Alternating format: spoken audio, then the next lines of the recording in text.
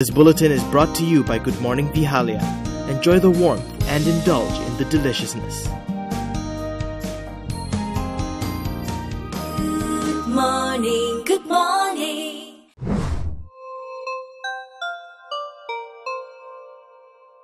Hello and good evening, ladies and gentlemen. PKR President Anwar Ibrahim just won the PKR party election by default, going uncontested in yesterday's nominations for party president.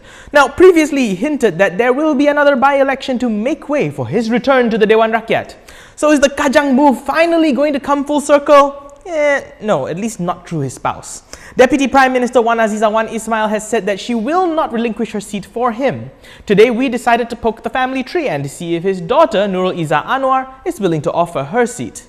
Saya rasa di Parlimen saya sebut penggal pertama dan kedua, saya ketemui cinta pertama saya, Lembah Pantai. Permatang Pauh itu cinta abadi saya. So I think pretty much committed. I have projects lined up.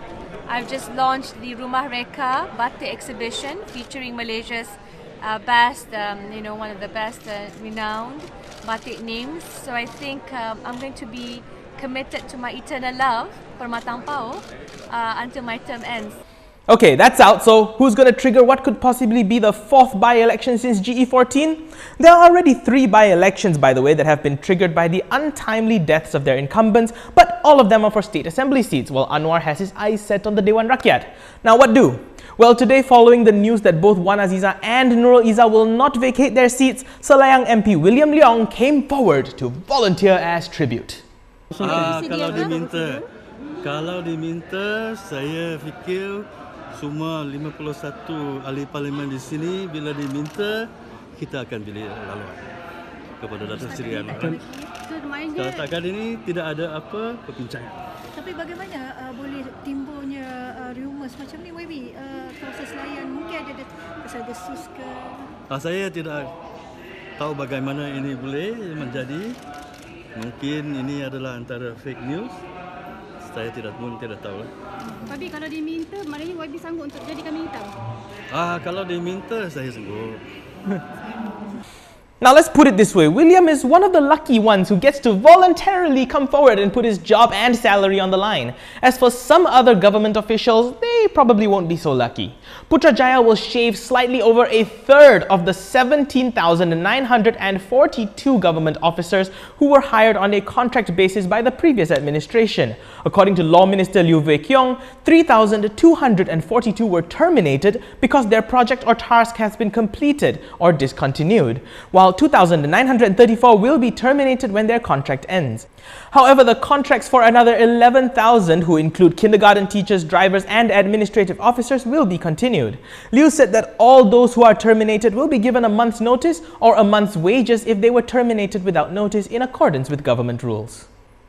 International Republican Institute IRI President Daniel Twining has claimed that his organization has been attempting to strengthen opposition parties in Malaysia since 2002. In a forum by the Center of Strategic and International Studies, or CSIS, on the 12th of July, he told the audience that the new Malaysia government's approach towards deals with China were beneficial to the United States. However, Twining said the IRI did not claim credit for the transition in Malaysia. In recent years, the IRI has been accused of training the opposition and coup leaders in Honduras, Haiti, Cuba, Egypt and Tunisia, among other countries. Malaysia, for 61 years, one party governed this country.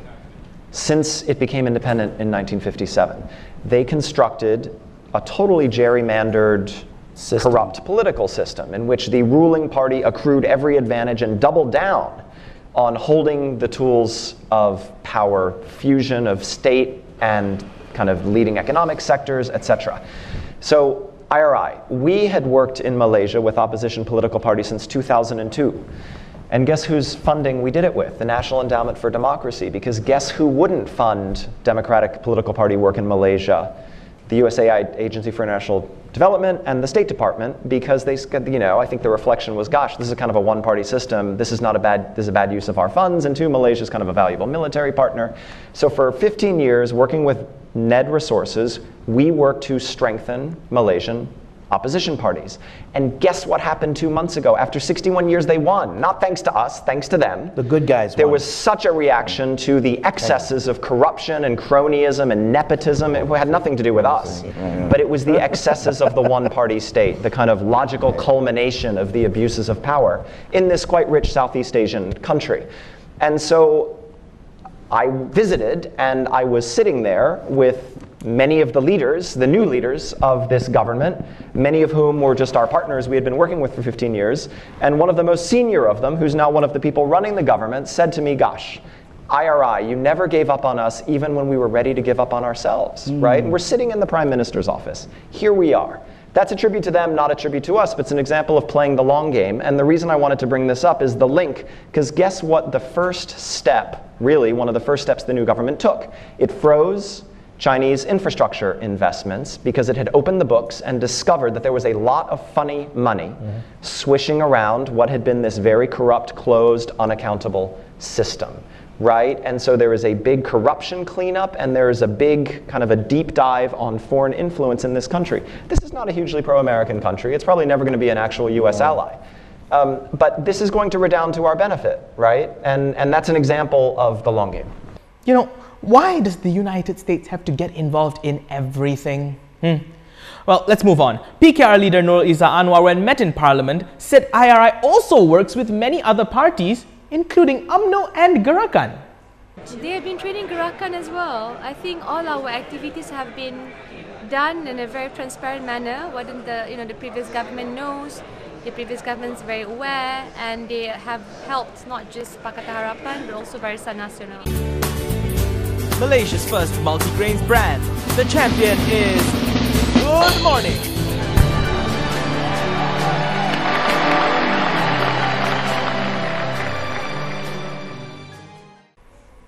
Fun fact, did you know that the Arms Act 1960 makes it illegal to possess, carry or use arms or ammunition without an arms license or an arms permit? I'm sure you knew that, you just didn't know which law it was under. It is punishable under Section 8 of the same Act with a prison sentence of not more than 7 years, a fine not more than 10,000 ringgit, or both.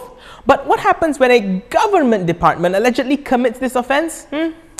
Well, listen up. The Auditor General's Report 2017 has shown that the Customs Department was unable to distribute 304 firearms to its officers as the guns were purchased before obtaining the necessary license from the police.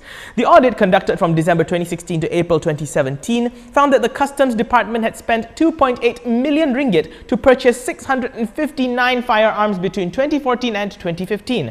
However, nearly half of the units were found sitting in storage instead of being distributed to on-duty enforcement officers who should be using them.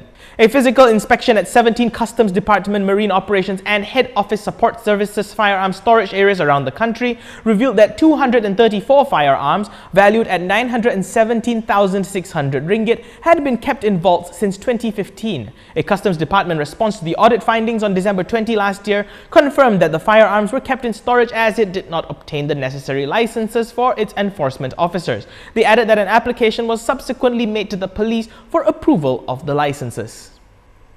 Lawmakers traded insults and profanities in the Dewan Rakyat this morning during a question about foreign direct investment in Malaysia, which tends to rile some people up. Now, the topic then veered towards the troubled state fund 1MDB, which riles a lot of people up.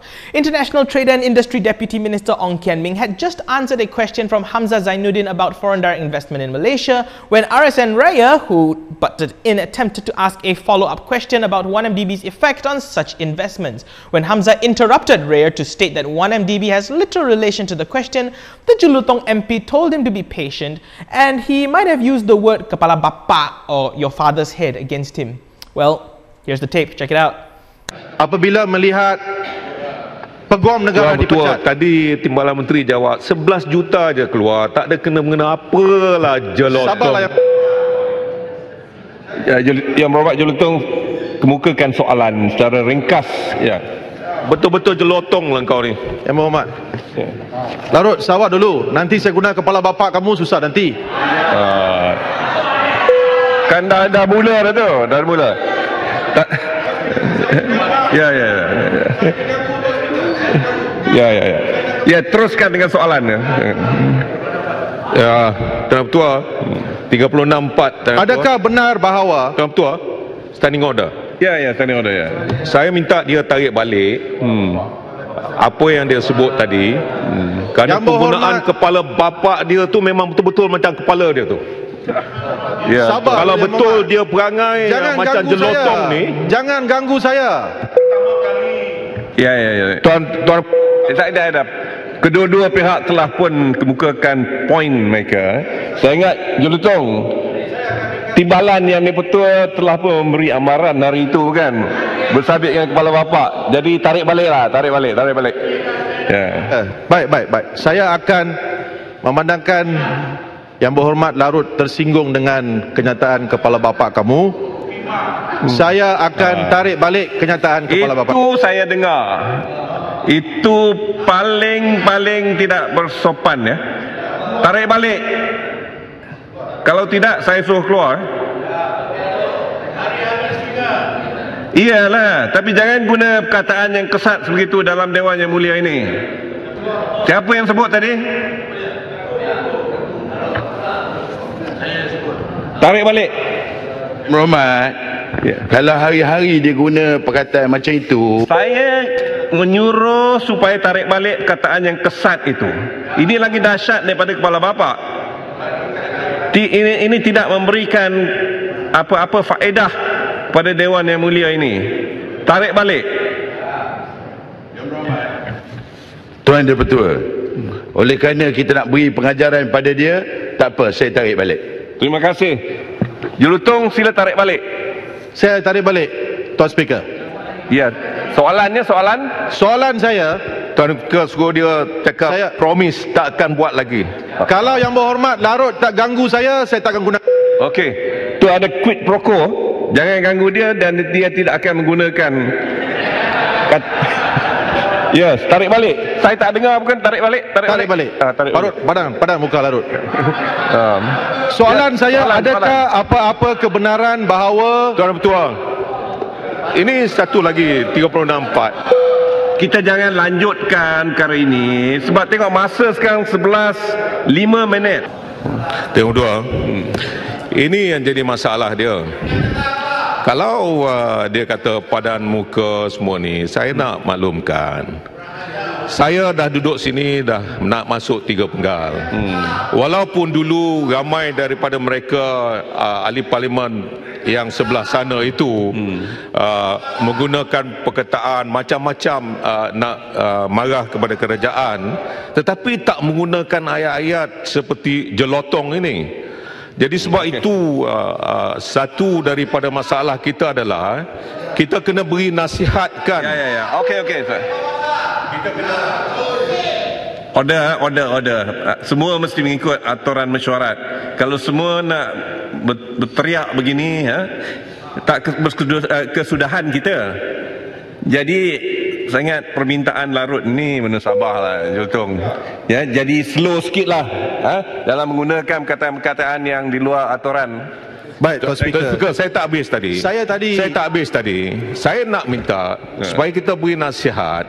Saya dengan Timbalan Menteri cakap baik, saya pun tanya dengan baik, dia jawapan yang baik. Yang dia sibuk nak bangun masuk bab-bab lain ini yang menyebabkan kita semua rasa dia ni tak patut jadi ahli parlimen. Tuan Speaker, saya tamatkan perdebatan begini sekarang. Sila kemukakan soalan dan berikan peluang untuk Timbalan Menteri menjawab.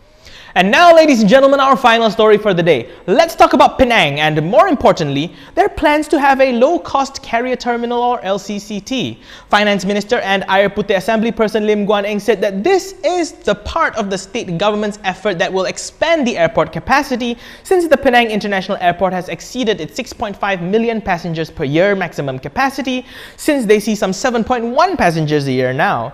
But guess what? The airport expansion project involving Putrajaya and MAHB is, for the lack of a better word, broke. Tak ada duit, boleh. So how?